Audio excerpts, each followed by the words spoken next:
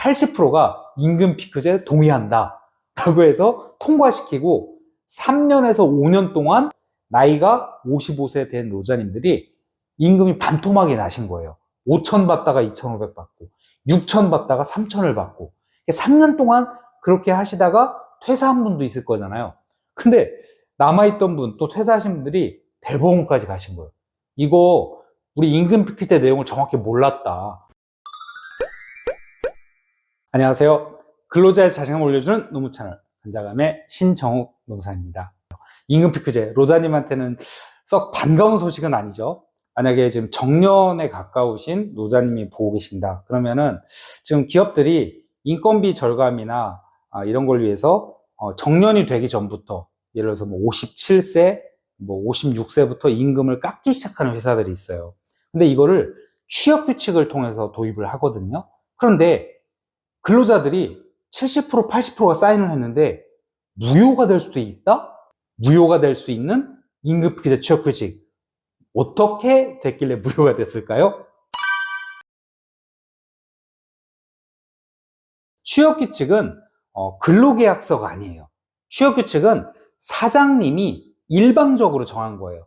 우리 회사의 노자님들이 근로시간, 언제부터 언제까지, 주 며칠, 임금, 그 다음에 여러분 노자님의 휴가, 노자님이 일을 잘했을 때 포상, 잘못했을 때 징계, 그 다음에 퇴사할 때 이런 여러 가지 내용들을 문서로 정해놓은 게 취업규칙이라는 거예요. 그래서 근로계약서는 한 장이나 두 장 간단하게 돼 있잖아요. 근데 사장님이 노자님한테 적용을 하기 위해서 만들어 놓은 일종의 규칙이라, 말 그대로 규칙인 거죠. 규칙. 그런데 이 취업규칙을 위반하게 되면 노자님이 그 징계라든가 어떤 불이익한 조치를 받으시게 되는 거죠. 그런데 이 취업규칙을 통해서 임금 피크제가 도입된다면 여러분 임금이 깎이게 되는 거잖아요. 그래서 이 취업규칙은 사장님이 정하시는 건데, 이제 근로기준법에서 취업규칙을 사장님이 일방적으로 정할 수는 있는데 근로자 과반수의 어떤 의견을 듣거나 동의를 받아라. 그래서 이런 절차를 사용자, 즉 사장님한테 의무로 두고 있는 거예요. 그래서 취업규칙은 정리하면 계약이 아니에요. 합의가 아니라 사장님이 일방적으로 노사님한테 지켜라 라고 정해놓은 규칙, 규범을 말합니다. 취업규칙은 빼놓은 게 있네요. 취업규칙이라고 이름이 안 붙어있는 경우도 있어요. 사규, 인사규정, 이렇게 말을 바꿔놨어도 이거는 실질적으로 취업규칙입니다. 그러니까 아까 말씀드린 그게 정답이에요. 노자님한테 적용되는 근로시간, 휴일, 휴가, 임금 이런 것들을 정해놓은 규칙, 이름은 상관이 없어요. 이게 취업규칙인데, 자, 이거를 노자님한테 적용하려면 근로자 과반수의 의견을 들으라는 거예요. 자, 그런데 이게 좀 차이가 있어요. 자, 우리 회사에 취업규칙이 없었어요. 또는 임금 피크제를 적용을 안 하고 있었어요, 우리 회사에. 근데 사장님이 우리 노자님들한테 이제 임금 피크제를 적용하고 싶으세요.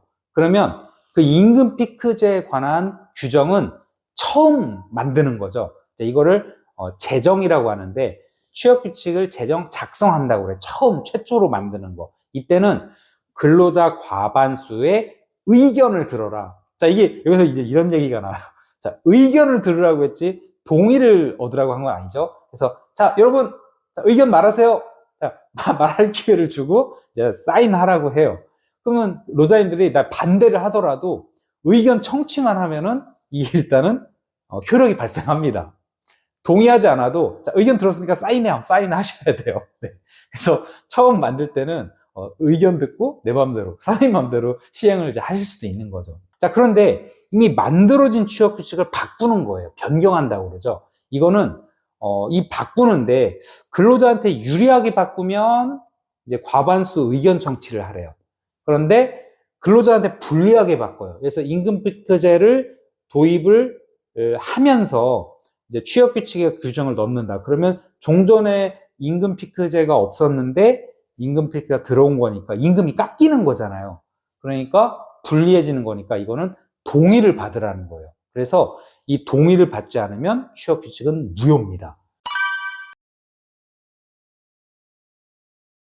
나는 월급 300을 받을 거야. 그럼 연봉이 3,600으로 사인을 하셨잖아요.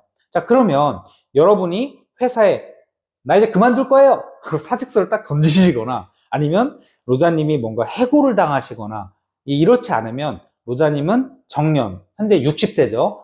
60세까지 연봉이 만약에 인상이 안 된다 그러면 월 300만 원을 받으시면서 정년 퇴직을 하시게 되는 거잖아요.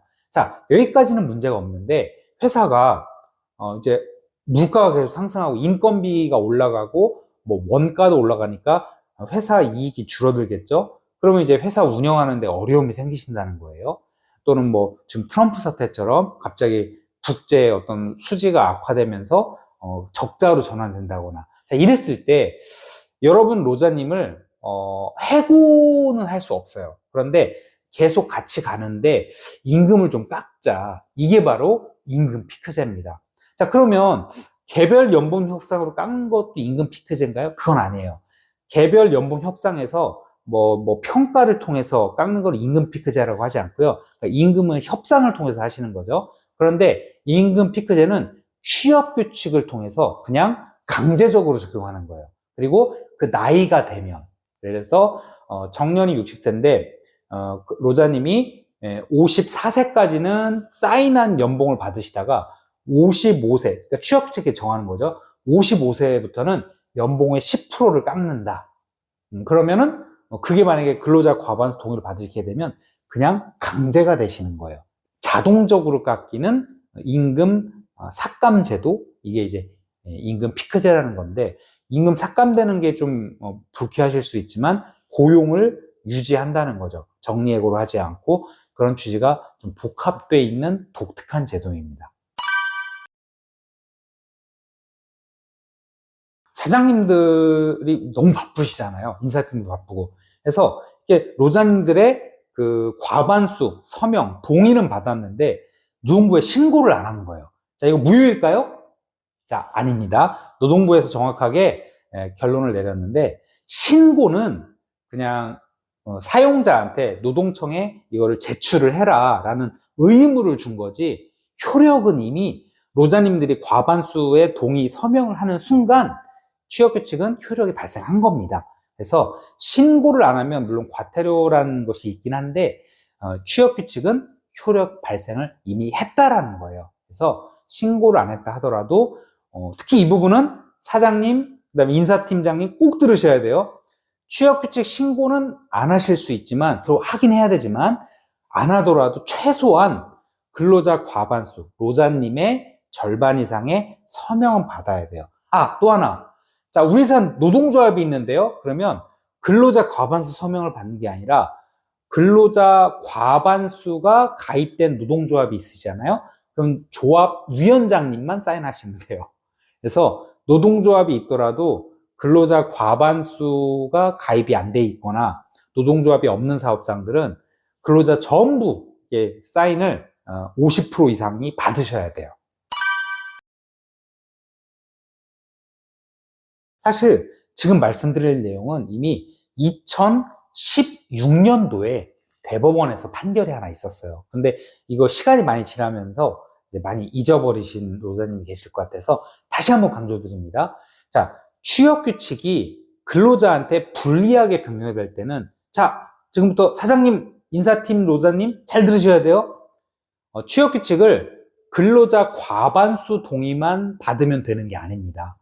과반수 동의는 당연히 받으셔야 되는 거고요. 실제 그 대법원 판결에서 전체 근로자 로자님의 80%가 사인을 했어요. 임금 피크제인데 임금이 50% 반토막이 나는 거예요. 그러니까 연봉을 4천을 받다가 갑자기 2천을 받게 되는 건데 이거를 이 회사가 전국에 이제 로자님이 계셨거든요. 이거를 3일 만에 사인을 다 받아요. 이 회사가. 이제 인사팀 로자님이 막 돌아다니시면서 자, 사인해주세요, 사인해주세요 하면서 이제 전국에 몇 명씩 흩어져 있던 사업장인 거죠. 합치면 몇만 명의 큰 회사지만 다니면서 막 3명, 5명의 사인을 받은 거예요. 그래서 80%가 임금 피크제 동의한다. 라고 해서 통과시키고 3년에서 5년 동안 시행을 한 거예요. 자, 3년 동안 임금피크가 시행됐다는 건 뭐예요? 나이가 55세 된 노자님들이 임금이 반토막이 나신 거예요. 5천 받다가 2,500 받고 6천 받다가 3천을 받고 3년 동안 그렇게 하시다가 퇴사한 분도 있을 거잖아요. 근데 남아있던 분, 또 퇴사하신 분들이 대법원까지 가신 거예요. 이거 우리 임금피크 때 내용을 정확히 몰랐다. 회사가 충분히 설명을 안 해줬다 그런 거예요. 그래서 대법관들이 보니까 실제 3일 동안 임금피크제 취업규칙을 설명하고 후다닥 사인을 받은 거예요. 안 된다는 겁니다. 그래서 그 판결을 무효라고 본 이유가 자, 충분히 설명을 하라는 거예요. 그래서 근로자한테 불리한 임금피크제 같은 취업규칙은 일주일, 2주일 뭐 법에 정해진 건 없지만 충분히 온라인이나 또 오프라인으로 뭐 출력을 해서 각 사업장에 돌리시든 인터넷에 누구나 노자님들이 보실 수 있게 하시든 충분한 기간 동안 볼 수 있게, 내용을 볼 수 있게 이거 올려놓고 그 다음에 토론을 하라는 거예요.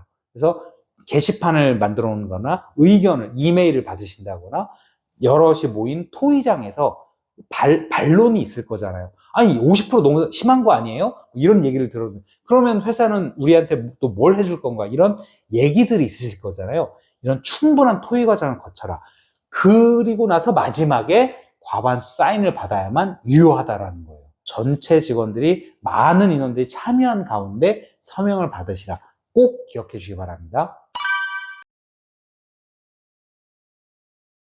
무효일 가능성이 있는데요로 판단이 되면 회사에 얘기를 하시고 회사가 안 돼! 그러면은 노동부에 진정을 제기하시거나 법원에 소를 제기하셔서 이제 혼자 하시기 어려우시면은 아마 여럿이 뜻을 합쳐서 진행을 하시게 되기도 하고요. 그래서 노동부나 법원을 통해서 구제를 받으실 수 있습니다.